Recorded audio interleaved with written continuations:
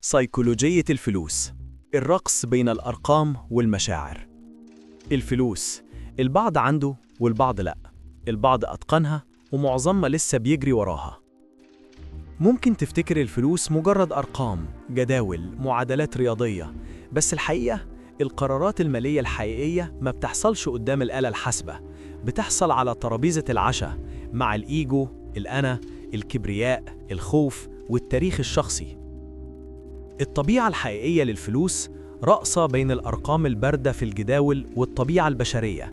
لما يتعلق الموضوع بالفلوس، إحنا مخلوقات معقدة، والنجاح المالي مش بيعتمد على قد إيه أنت عارف، لكن على إزاي بتتصرف.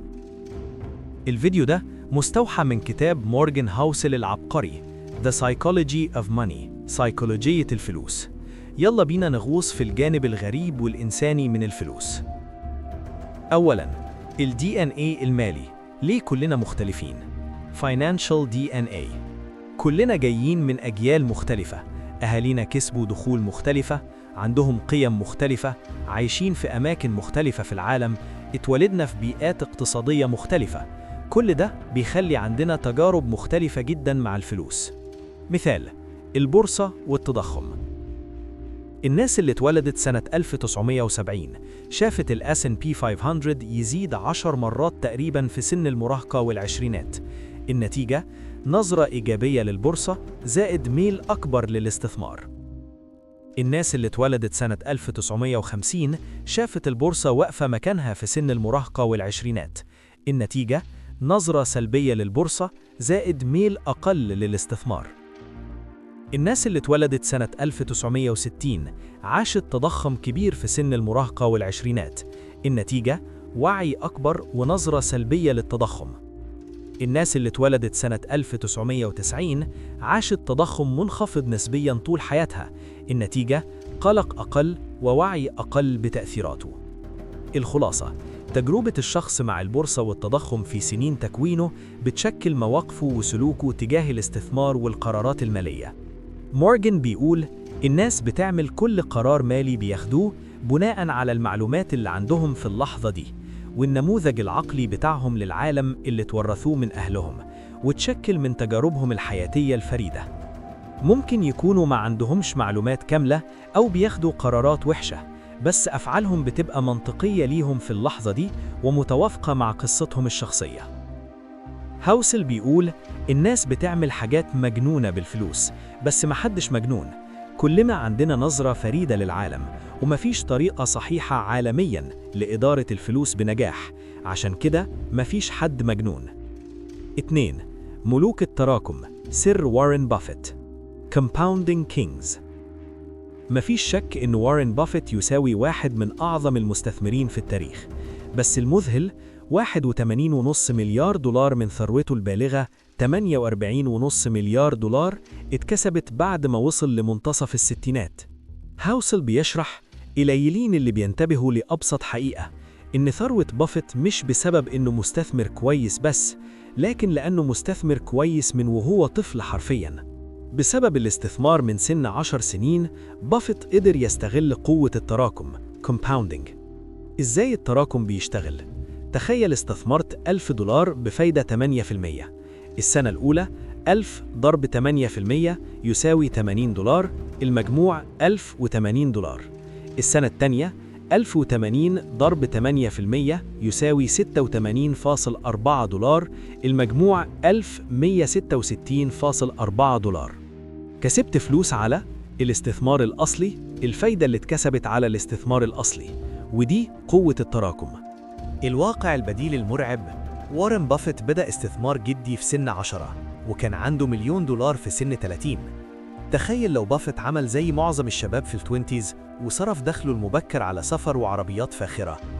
لو بدأ $25,000 في سن 30 واعتزل في سن 60، بس استمر في تحقيق عوائد 22% سنوياً، نفس معدله المذهل، ثروته النهاردة هتبقى $11.9 مليون، يعني أقل ب99.9% من ثروته الفعلية، $84.5 مليار. نجاح بافيت المالي يساوي القاعدة المالية اللي بناها في السنين المبكرة وطول عمره في الاستثمار. مهارته هي الاستثمار، بس سره هو الوقت وقوة التراكم. مثال تاني، جيم سايمونز، أغنى مستثمر في التاريخ هو وارن بافيت، بس من ناحية متوسط العوائد مش الأعظم. جيم سايمونز مدير صندوق تحوط، عوائده 66% سنوياً من 1988، أعلى بكتير من بافيت، بس ثروة سايمونز الصافية 21 مليار دولار، أقل ب75% من بافيت. إزاي؟ السبب إن سايمونز ملقاش نفسه في الاستثمار غير لما كان عنده 50 سنة، يعني عنده أقل من نص السنين اللي بافيت استثمر فيها. هاوسل بيقدر إن لو سايمونز استثمر نفس الفترة الزمنية زي بافيت، ثروته النهاردة هتبقى 63 كوينتليون، 900 كوادريليون، 781 تريليون، 780 مليار، 748 مليون، 160 ألف دولار. الخلاصة، ما تستهونش أبداً بقوة التراكم، مهما كانت النتائج غير بديهية ما تتجاهلهاش. 3. التشاؤم والفلوس. ليه بنحب الأخبار الوحشة؟ Pessimism bias. التفاؤل هو الإيمان بأن احتمالات النتيجة الكويسة في صالحك مع الوقت، حتى لو في عقبات في الطريق. بس لما يتعلق الموضوع بالفلوس، كلنا عندنا انحياز للتشاؤم، بنمسك بيه في قلوبنا. لو بصينا للورا، الأمور اتحسنت بشكل عام مر السنين. طب ليه إحنا مايلين للتشاؤم مش التفاؤل؟ الإجابة لأن الحاجات الكويسة بتاخد وقت وما بتحصلش بين ليلة وضحاها. أمثلة: انخفاض 40% في البورصة خلال 6 شهور بيجذب الانتباه فوراً وممكن يجذب تدخل حكومي، بس زيادة 140% على مدار 6 سنين، الطبيعة التدريجية بتخليها تمر من غير ما حد يلاحظ. كل سنة نص مليون أمريكي بيتنقذوا بفضل تقدم الطب في آخر 50 سنة، بس التقدم البطيء بيجذب انتباه أقل من الخسائر السريعة المفاجئة زي الإرهاب، حوادث الطيران، الكوارث الطبيعية. في مآسي بتحصل بين ليلة وضحاها، بس معجزات قليلة بتحصل بين ليلة وضحاها. عشان نبقى عمليين، ممكن نمسك بالإيمان إن مع الوقت رغم العقبات احتمالات النتيجة الإيجابية في صالحنا. لما تتفرج على الأخبار وتشوف انهيار البورصة أو مشاكل اقتصادية، افتكر الأمور بتتحسن مع الوقت. 4. العنصران المنسيان، الحظ والمخاطرة، Luck and Risk. قصة بيل جيتس وكنت إيفنز. سنة 1968 كان في حوالي 300 مليون طالب ثانوي في العالم. من ال 300 مليون دول، 300 طالب بس كانوا في مدرسة صغيرة في سياتل اسمها ليكسايد. ليكسايد كانت المدرسة الثانوية الوحيدة في العالم في الوقت ده اللي عندها أستاذ عنده بعد نظر استأجر كمبيوتر تيليتايب موديل 30. ده ما كانش كمبيوتر عادي، كان متقدم للوقت ده، حتى طلبة الدراسات العليا ما كانش عندهم وصول ليه. والطالب محظوظ واحد في ليكسايد ده غير كل حاجة. الطالب ده كان بيل جيتس. من 300 مليون ل 300 سنة 1968 كان في فرصة 1 في المليون إن طالب ثانوي يبقى عنده وصول لكمبيوتر. بيل جيتس وزميله بول ألين هيعملوا مايكروسوفت مع بعض. حتى وهو مراهق أظهر جيتس ذكاء استثنائي، شغل شاق، ورؤية للكمبيوترات مش زي حد. بس الذهاب لليكسايد اداله ميزة تنافسية 1 في المليون وبداية مبكرة، وجيتس مش خجول من ده. سنة 2005 قال لو ما كانش فيه ليكسايد ما كانش هيبقى فيه مايكروسوفت. العضو الثالث المنسي، اللي مش متذكر كتير في قصة مايكروسوفت المبكرة. كان في عضو ثالث في العصابة دي من عباقرة الكمبيوتر في الثانوي، كنت إيفنز. نفس الذكاء، نفس الرؤية. كنت كان ممكن جدا يبقى واحد من مؤسسي مايكروسوفت جنب جيتس وآلن، بس ده مش هيحصل أبدا. حادث تسلق جبال أخد حياة كنت قبل ما يتخرج من الثانوي. احتمالات إن طالب ثانوي يموت في حادث تسلق جبال حوالي 1 في المليون. زي ما الضربة النادرة جدا من الحظ دفعت بيل جيتس وبول ألين لنجاح عظيم، كنت شهد حدث نادر جدا ومواجهة مع اللي هاوسل بيسميه الأخ القريب للحظ، المخاطرة، الريسك. الحظ والمخاطرة زي الريح والأمواج، زي المركب الشراعي. البحار يقدر يتحكم في الدفة والأشرعة، بس في النهاية الاتجاه والسرعة متأثرين بعوامل خارجية مش ممكن تتوقعها أو تتحكم فيها بالكامل. السعي وراء النجاح مليان منعطفات، والدور اللي الحظ والمخاطرة بيلعبوه في تشكيل حياتنا منظور مهم نفتكره. فهم إن النجاح يساوي مزيج معقد من عوامل الموهبة والحظ ممكن يساعدنا نتعامل مع قراراتنا المالية بتواضع ومنظور أكبر. 5. مفتاح السعادة: السيطرة على وقتك. The key to happiness. الناس عايزة تبقى أغنى عشان تبقى أسعد، بس حسب هاوسل، القدرة على تعمل اللي انت عايزه في الوقت اللي انت عايزه مع اللي انت عايزه لمدة ما انت عايز. السعي وراء الثروة المادية خلى ناس كتير تشتغل أقوى وتتخلى عن سيطرة أكتر على وقتها رغم أنهم أغنى من أي وقت فات.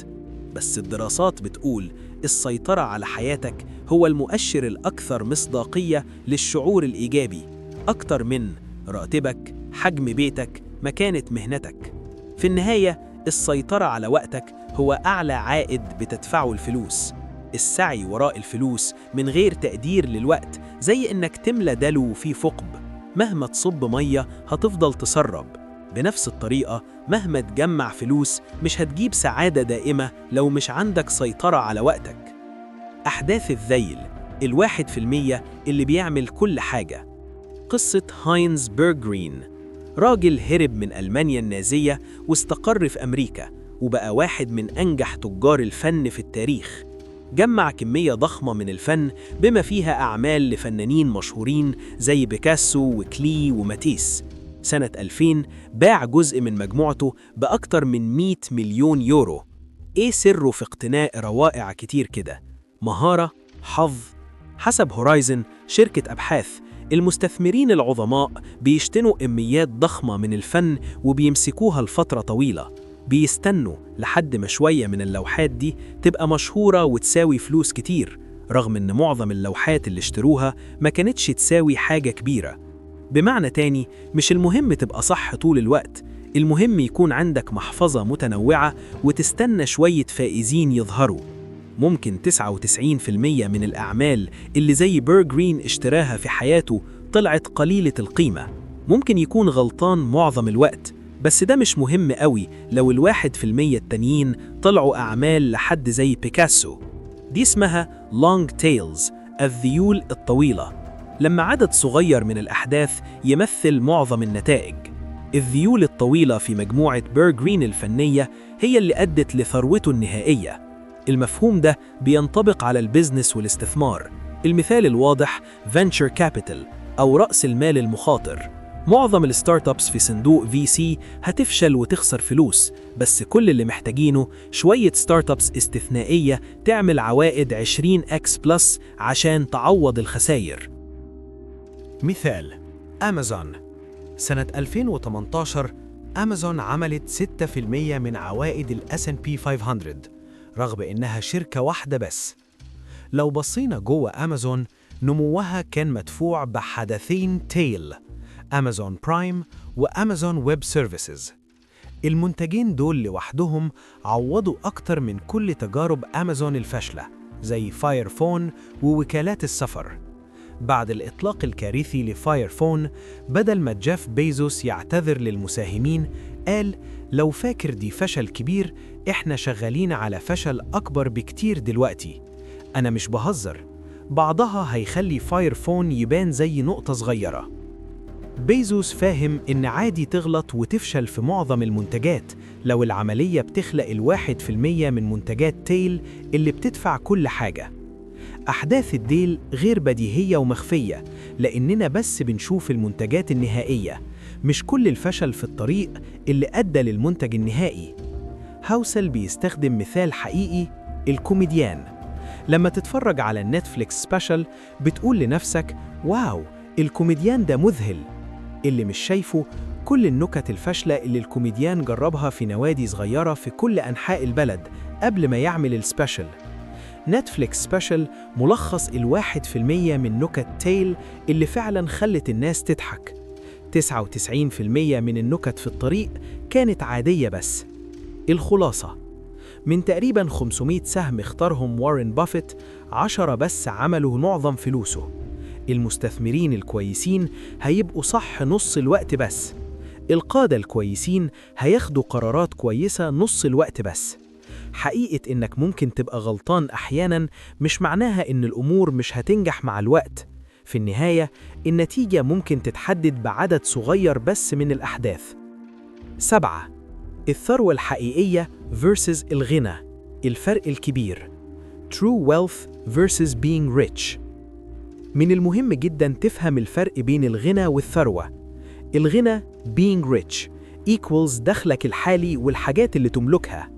الثروة being wealthy equals الأصول المالية اللي لسه ما تصرفتش بيها. الثروة الحقيقية مش اللي بتشوفه، لكن اللي مش بتشوفه.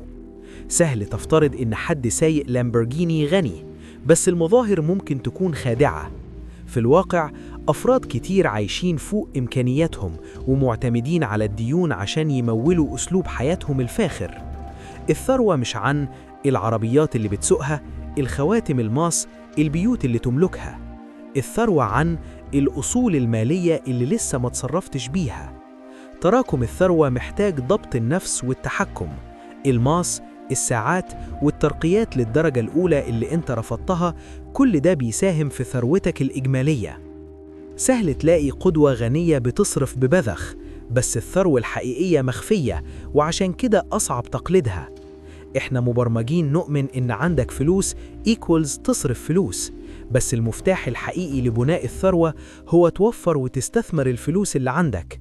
في الواقع الطريقة الوحيدة تبقى غني هي إنك ما تصرفش الفلوس اللي عندك. المرة الجاية لما تشوف حد سايق عربية فاخرة أو عايش في بيت كبير، افتكر مش ممكن تحكم على الثروة من المظاهر بس. المفتاح الحقيقي للثروة هو ضبط النفس والتحكم وبناء الأصول والاستثمار في مستقبلك. 8. الثمن الحقيقي. مفيش حاجة ببلاش. تخيل إنك بتتسلق جبل. الهدف توصل للقمة وتشوف المنظر المذهل. ممكن يبقى اليوم مشمس، ممكن مطر، ممكن تتوه، ممكن تقع وتتصاب. صعوبة التسلق مش واضحة دايما لحد ما تبقى في وسطها. من الأرض لما تبص لفوق الطريق ممكن يبان واضح، بس في الطريق أكيد هتحتاج تعيد التقييم وتغير طريقك للقمة. انت ما تحت أي وهم إن في سلم كهربائي ذهبي هياخدك بأمان للقمة. انت فاهم قبل التسلق إن عدم اليقين والمخاطرة ده هو الثمن اللي لازم تدفعه عشان توصل للقمة. بس لما يتعلق الموضوع بالاستثمار في البورصة، ناس كتير فاكرة تقدر تتجنب عدم اليقين والمخاطرة وتاخد حاجة ببلاش. هوسن بيشبه البورصة بشراء عربية. لو عايز عربية عندك 3 اختيارات: تشتري عربية جديدة، تشتري عربية مستعملة، تسرق عربية. العربية الجديدة يساوي سعر أعلى بس المكافأة أكبر. فكر في العربية الجديدة زي إنك تستهدف عوائد 12% من البورصة. العربية المستعملة يساوي أرخص بس المكافأة أقل. العربية المستعملة زي استثمار أكثر أماناً بس بعائد 4% سنوياً. سرقة العربية يساوي محاولة تاخد حاجة ببلاش. 99% من الناس هيتجنبوا سرقة العربية لأن العواقب أكبر من الفوائد. بس لما يتعلق الموضوع بالبورصة، الناس فاكرة تقدر تاخد الاختيار الثالث وتسرق من السوق.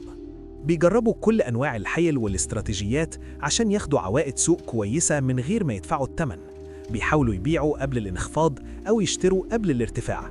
مثال: تخيل عايز تكسب عائد سنوي 11% على مدار 30 سنة استعداداً للتقاعد.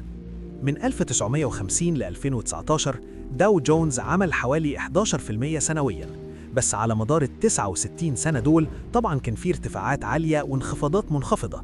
لناس كتير منظر استثماراتهم وهي بتطلع وبتنزل ممكن يكون مؤلم، فبيحاولوا يدخلوا ويخرجوا بسرعة من غير ما يدفعوا ثمن التقلبات وعدم اليقين على المدى الطويل، زي محاولة سرقة العربية. الثمن اللي لازم تدفعه مش بس دولارات أو سنتات، ده عن قبول المشاعر اللي التقلبات والخوف والمخاطرة ممكن تجيبها. الاعتراف بأن الاستثمار الناجح ليه ثمن حاسم. الثمن ده مش واضح فوري بس لازم تدفعه زي أي منتج تاني. المفتاح: تقنع نفسك إن رسوم السوق تستاهل، إن دي رسوم دخول تستاهل الدفع. مفيش ضمان إنها هتبقى كده، بس لو شفت رسوم الدخول كأنها غرامة مش هتستمتع بالتجربة أبداً. كن مستعد تدفع الثمن بمجرد ما تلاقيه. 9. جهاز المشي الهيدوني. اعرف إمتى كفاية. اتعرف على مفهوم hedonic adaptation أو التكيف الهيدوني أو the hedonic treadmill، جهاز المشي الهيدوني. أمثلة حقيقية. بص بس على سقوط بيرني ميدوف وجوبتا. راجلين كان عندهم كل حاجة وأثرياء جدا، بس كل فلوس العالم ما كانتش هتبقى كفاية. الاتنين لجأوا للجريمة عشان يعملوا فلوس أكتر. السعي ورا الثروة والنجاح من غير إحساس بمعرفة إمتى كفاية، زي تسلق سلم ملوش نهاية. مهما تعلى دايما في درجة تانية توصل لها، والسعي ممكن يبقى مستهلك بالكامل ويؤدي لنقص في السعادة والرضا. الزبدة، يلا نلخص سيكولوجية الفلوس. 1. ال DNA المالي. تجاربنا الشخصية بتشكل نظرتنا للفلوس ومحدش مجنون.